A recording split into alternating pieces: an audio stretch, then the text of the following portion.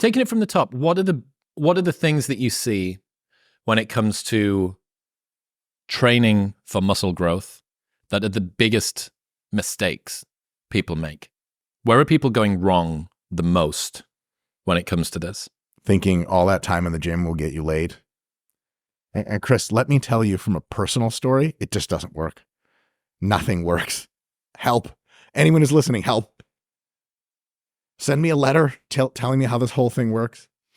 On a serious note, if I had to be scientific about it and explain the biggest source of variance in not growing muscle over, let's say, a timeline of about a year, which is a realistic amount of time for like people who haven't seen you in a year to be like, holy crap. It has to be consistency.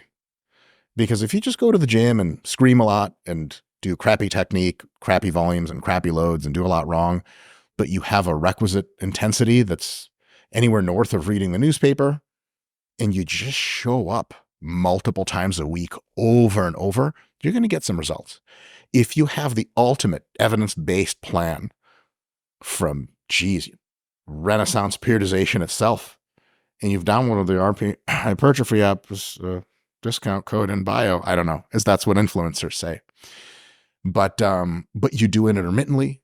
You do it on and off stuff. You ever had conversations with people, you're like, in the metro, let's say in London, where you're from, I believe. All English people are from London, yes, of course. And, they're asking you tips because they saw that you're jacked. And you start giving them tips, and you eventually get into a conversation of like, well, so like how many times a week do you lift? They're like, but like lately, my dog's been real sick, so my wife left me. An interesting sounding Londoner here.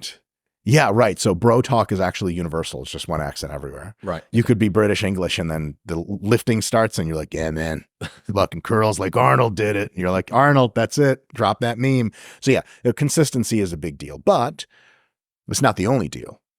If you do something consistently, my thought on that is you might as well do it pretty well. You don't have to go all crazy sciencey like we're going to get into in the next, whatever, half hour, however long it takes you to get pissed and kick me off.